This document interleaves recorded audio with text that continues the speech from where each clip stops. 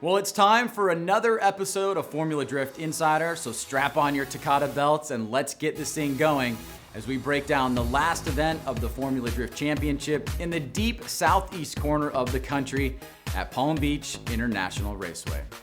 Now, after Road Atlanta, I thought I had seen it all, but I'm always reminded to never, ever be surprised at a Formula Drift event. If it's possible, it will happen. And boy, did things happen at this most recent round. But first, let's talk a little bit about the judging and some of the criteria by setting some foundation. On this course, the judges had 9 course marker cones placed around the track that were 30 inches from the outside part of the painted line. Now, if a driver knocked any of these over, it would be considered a zero run, because it would have meant that a driver's rear of the car would have been more than 4 feet from the inside line of the course, which marked the offline area. Now, this is a very generous allowance from the judges, and it's part of a layered system that helps fans, judges, and spotters be better informed. First, we use our eyes to see what happened. Next is the various camera angles and replays. And finally, to make it absolutely clear and simple to understand, if any of these course markers are knocked over by a vehicle, it would be a zero. Okay, let's get to the battles. First up, we have a heated battle with the boys from Norway, Fredrik Aasbo and Kenny Moen. On run 1, Kenny comes out a bit too hot, goes wide, and hits the off-course markers, receiving a zero. The run would continue, but with Kenny's zero run, he needed to pull out all the stops. As both drivers transitioned into the second outer zone, on run 2, Kenny would push a bit hard, make contact with Fredrik Aasbo, and Kenny would go off course, giving Fredrik Aasbo the win. Fredrik Aasbo continues to be a spotlight in the series, as his battles have been some of the best we have seen all year. Next up, we pit Chris Forsberg versus Michael Essa. Now, this battle seemed pretty clear-cut based on the ground rules I just laid earlier on regarding the course markers. On the first run, Chris comes out with a sick lead run going very deep into outer zone number 2. Meanwhile, Michael has a tougher time staying with Chris on the transition. Essa eventually gets back on it, but Chris's lead run was exceptionally solid. Except one thing, he knocked over a course marker, giving him a zero. Now, make no mistake about it, Chris did not explode off the track and destroy a bunch of cones. He simply passed over the line, got ever so close to the course marker, and as he drove by, it was knocked over. Now, some people are saying that Chris did not deserve a zero because it's possible that his smoke knocked it over. Okay, well, even if that were true, what difference does that make? If Chris didn't knock over the cone, who did? Chris's vehicle is the cause of the cone being knocked over. How much more clear do you need to be? The cone is over 4 feet from the track line, and it was knocked over by Chris's car. It doesn't matter if it was a soft pat or if it was exploded. It's a zero by definition. And while a tough loss for Forsberg, Essa would move on to the Final Four. Our next battle has Matt Field against Daigo Saito. On the first run, Daigo comes out strong, big angle on the first outer zone. Field was with Daigo out of the gate, but falls back ever so slightly on transition, and then locks in on a lower line as Daigo goes wide and drops a tire for a slight deduction. Saito goes slightly wide on the first inner clip, and Field dives in and drives door to door from the straight to the last inner clip. On Field's lead run, both guys are close on initiation, and then as they transition to the second zone, Daigo is right with Matt and both guys go off course. Now, at this point, it's important to note that Formula Drift judging has a huge emphasis on proximity from the chase car to the lead car. With that emphasis being established, the judges will scrutinize mistakes by the lead driver that affect the chase. And so if there is contact by the chase, or if both drivers go off course together, the judges need to decide if the lead car was at fault for causing it to be so, because it would not be fair to penalize the chase for doing his job, which is to follow the lead as a moving clipping point. And in the case of Field and Saito, this is exactly what happened. Saito was chasing Field, who went off course. Daigo, in chase ever so close doing his job, went off course as well. Field was given fault, and so we look at run number 1, in which Daigo had the advantage. So Daigo Saito gets the win. This was not a double zero as some assume, because that would require that the drivers would have gone off the course independently of each other, not together as dictated by the lead driver. And finally, even if this was deemed independent, and thus both drivers receiving a zero, Daigo still would have won because he had a slight advantage in run number 1. Now let's get to Frederick Osbo and Vaughn+gittin Jr. In the first run, Vaughn leads. He comes out and leaves the first outer zone a bit early. Frederick tries to adjust and has a less than snappy transition into the next outer zone, which both drivers fill pretty well, with Frederick needing just a touch more proximity to make it look dominating. He's there, but he's not outstandingly close. The rest of the run is a bit closer, and they cross the line, with Frederick seeming to give Vaughn a little love tap. Next run, Frederick leaves the line as the lights go off. Vaughn is a bit slow to react. Frederick starts to pull on Vaughn, and then Vaughn hits the brakes and stops for a restart. Now at this point, let's talk about what's been stated about the restart cone.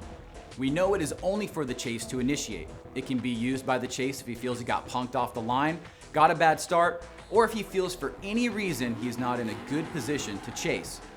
It is his right to enact, and all he must do is stop before the restart cone.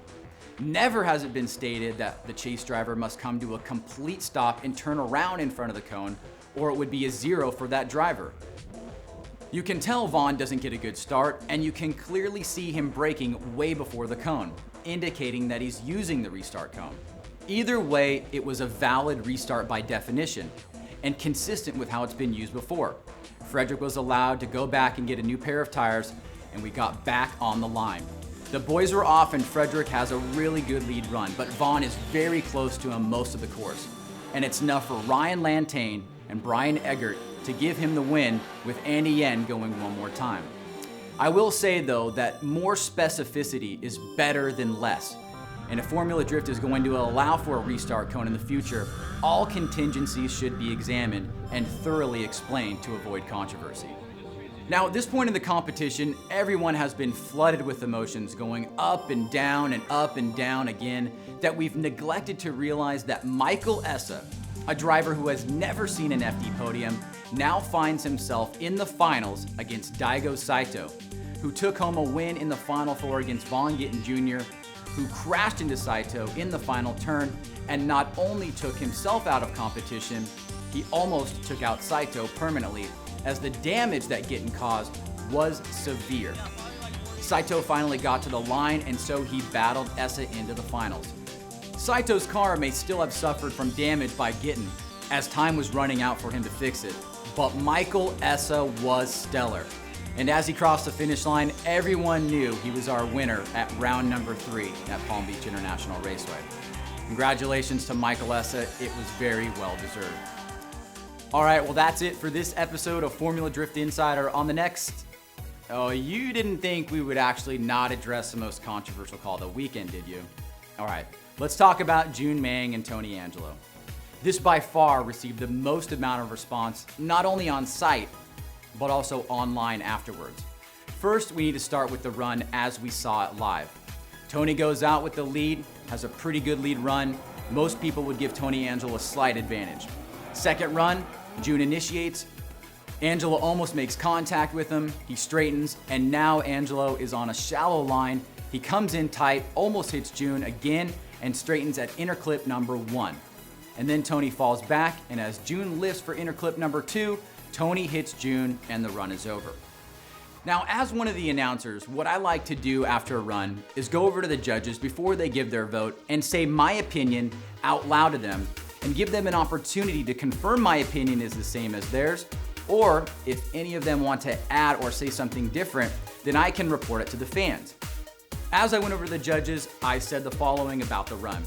Tony decent lead, June not bad but not great, Angelo all over the place in the chase, makes contact before inner clip 2, and all 3 of the judges responded at the same time saying, oh no, June as the lead caused all that for Angelo in the chase.